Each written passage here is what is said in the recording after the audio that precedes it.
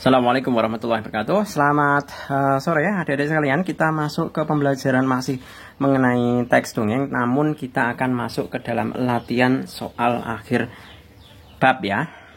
Ini untuk pemahaman. Jadi jangan bayangkan kalau yang namanya bahasa Indonesia itu nanti pertanyaannya hanya sebatas pertanyaan langsung jawab ya. Itu jangan sekali-kali berharap seperti itu. Sampai bahkan besok seleksi perguruan tinggi negeri yang namanya soal bahasa Indonesia itu umumnya kategorinya kita akan dituntut dalam hal pemahaman literasi bacaan. Jadi mengerti maksud dari bacaan. Nah, ini levelnya masih mudah. Nanti seiring dengan bertambahnya tingkatan, nanti akan menjadi semakin sulit. Seperti itu ya. Oke, kita mulai yang pertama. Semut dan belalang. Pada akhir musim panas, terlihat sebuah keluarga semut tengah bekerja keras. Sepanjang musim panas ini mereka sibuk mengumpulkan makanan untuk persediaan di musim dingin besok. Saat itu tiba-tiba datang seekor belalang dengan sebuah gitar di tangannya. Ia datang dengan perut kelaparan dan wajah memelas. Belalang itu memohon agar keluarga semut memberikannya sedikit makanan. Loh, ini kan musim panas, matahari berlimpah, dan tanaman tumbuh dengan subur. Kenapa kamu bisa kelaparan? Tanya semut dengan terkejut. Saya lupa mengumpulkan makanan karena sangat sibuk bermain biola. Biola ini membuat saya lupa waktu sehingga ketika saya sadar, ternyata musim panas pun telah berlalu. Jawab belalang malu-malu. Semut menggeleng-gelengkan kepalanya mendengar jawaban tersebut. Baiklah, setelah bermain biola sepanjang musim panas, sekarang saatnya kamu menari. Kemudian, semut-semut tersebut membalikan badan dan melanjutkan pekerjaan. Mereka tidak memedulikan belalang lagi. Memang ada saat untuk bermain, tetapi jangan lupa untuk bekerja. Ini ada kata kunci nih. Semut-semut tersebut membalikkan badan dan melanjutkan pekerjaan. Nah, ini kan mustahil ya. Semutnya bekerja ini. Kalau yang namanya bekerja itu kan dapat duit, dapat uang. Tapi di sini diceritakan bekerja. Kita mulai bahas soal-soalnya ya.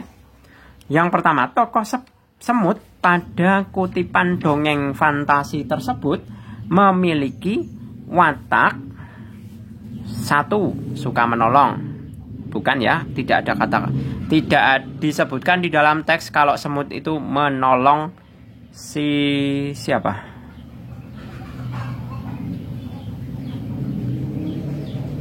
Belalang. Jadi tidak disebutkan kalau semut itu menolong belalang. Suka bekerja keras. Nah, kalau ini disebutkan di dalam teks secara langsung. Semut-semut tersebut membalikan badan dan melanjutkan pekerjaan. Nah, sesuai apa yang Pak Jul katakan tadi. Nah, ini kata kunci nih. Ini benar ya, yang B ya. Kemudian watak bersahabat itu tidak. Senang menari itu bukan semut. Ya. Semut ini hanya sebatas menyindir. Seperti itu, menyindir si belalang. Kalau dulu bermain biola, sekarang silahkan menari. Nah, seolah-olah seperti itu, menyindir. Jadi jawaban yang benar untuk nomor 1 adalah yang B. Kemudian yang kedua, pesan moral yang terkandung dalam kutipan dongeng fantasi tersebut adalah jangan terlalu banyak bermain gitar. No. Jika ingin hidup tenang, kita harus memiliki banyak sahabat. Tidak disebutkan. Waktu untuk bermain jangan dilupakan. Tidak disebutkan. Pandai-pandailah membagi waktu bermain dan bekerja. Nah, itu yang lebih tepat, yaitu yang D. Kita coba untuk yang nomor selanjutnya.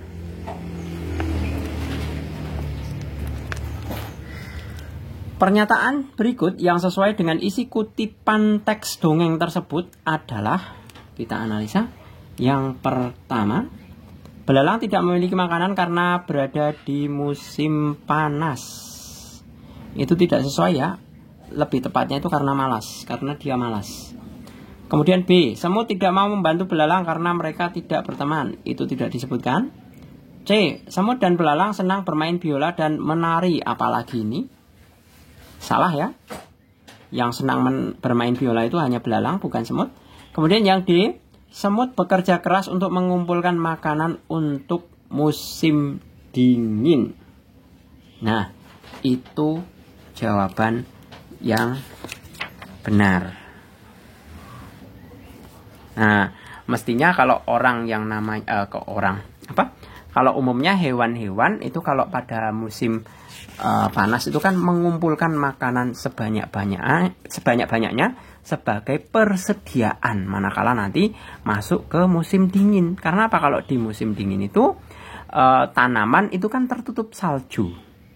Jadi tidak bisa berfotosintesis, kemudian tidak bisa menghasilkan buah atau sayuran. Nah, itulah yang biasanya umumnya beberapa hewan itu memiliki kemampuan hibernasi atau tidur. Ya. Seperti halnya beruang, kalau musim dingin itu dia tidur.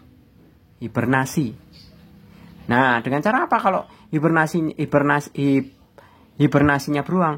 Beruang itu menimbun makanannya di dalam lemak-lemak tubuhnya. Dia makan sebanyak-banyaknya saat musim panas. Nah, semuanya lemak-lemaknya jadi banyak, kemudian lemak cadangan itu nanti digunakan pada saat musim dingin. Makanya, walaupun dia tidur panjang selama musim dingin, dia tidak kemudian serta-merta mati. Gitu ya. Kemudian lanjut nomor 4. Latar cerita tersebut adalah musim panas. Itu sudah diceritakan secara langsung. Musim panas. Selanjutnya, cermati teks berikut untuk menjawab soal nomor 5 dan 6. Di pegunungan yang dingin, beruang dan katak hidup berdampingan. Rumah mereka bersebelahan, rumah katak tampak hijau dengan bunga-bunga kecil yang bermekaran. Sementara itu, rumah beruang tampak kotor karena dipenuhi dengan kayu-kayu berserakan. Nomor 5, pertanyaannya. Dalam dongeng fantasi, pernyataan tersebut sering digunakan pengarang pada tahap. Dari bacaannya itu kan baru memperkenalkan beruang dan katak beserta sifat-sifatnya. Kalau yang namanya perkenalan di dalam sebuah cerita dongeng itu dikatakan sebagai tahap orientasi atau pengenalan tokoh. Kemudian, jadi yang A ya, nomor 5. Kemudian yang 6. Metode yang digunakan pengarang untuk menggambarkan watak tokoh pada kutipan dongeng tersebut adalah melalui, kita lihat dulu ya, cara pelukisan watak tokohnya, teknik analitik, kemudian pelukisan latar, teknik analitik bukan ya, pelukisan latar tokoh. Nah, yang tepat adalah pelukisan latar tokoh. Nah, alasannya apa? Alasannya di sini.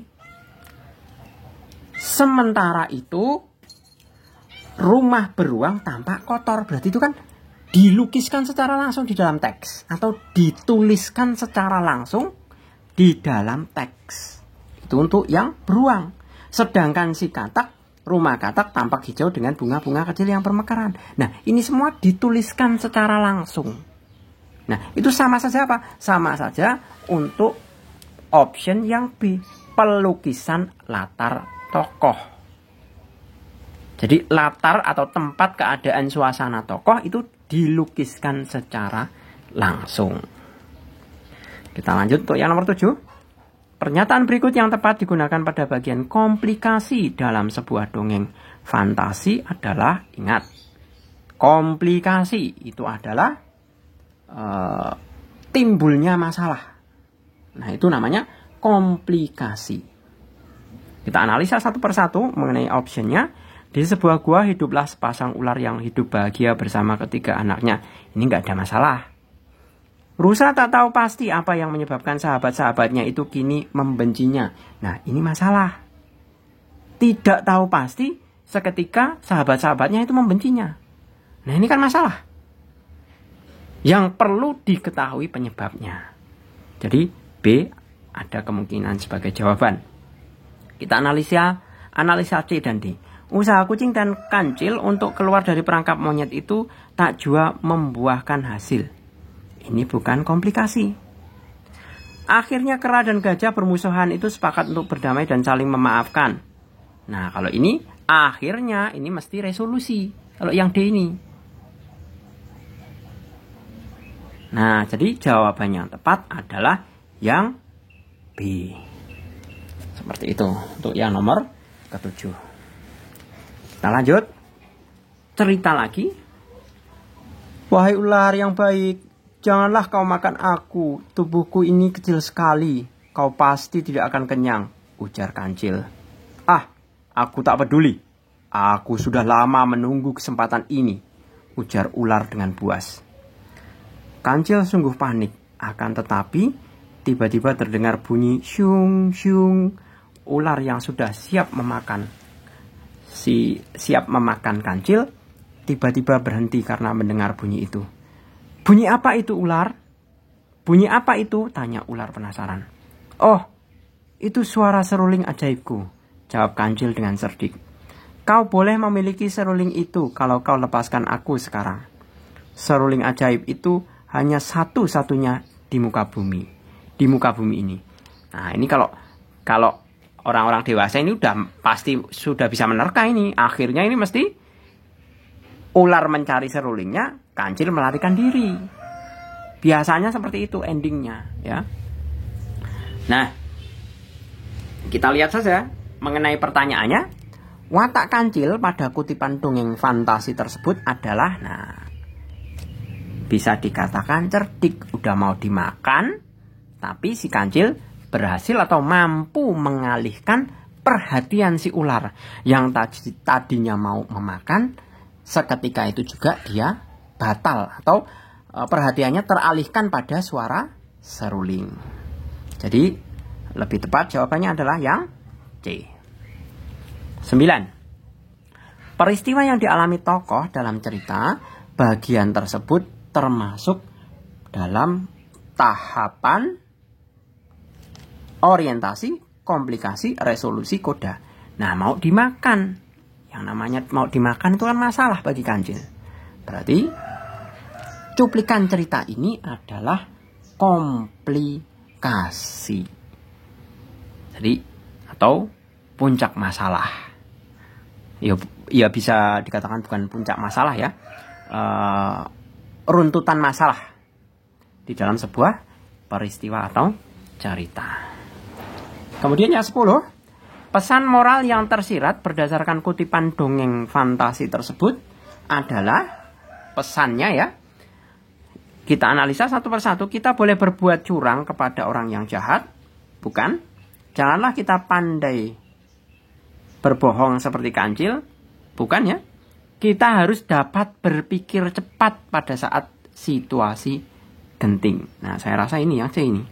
Bersikaplah santun kepada semua orang, nggak mungkin. Masa kita kancil mau dimakan ular, seketika itu kita harus berbuat baik. Silakan saya dimakan, kan nggak mungkin. Konyol itu namanya. Ya. Jadi jawaban yang tepat adalah kita harus dapat berpikir cepat pada saat situasi genting. Maksudnya apa? Si kancil itu sudah terancam nyawanya, tapi dia harus berpikir bagaimana caranya dia menyelamatkan diri dari si ular tadi. Oke, gitu ya. Saya rasa cukup. Semoga bermanfaat mengenai pembahasan latihan soal akhir bab mengenai topik teks dongeng fantasi. Terima kasih, selamat sore. Assalamualaikum warahmatullahi wabarakatuh.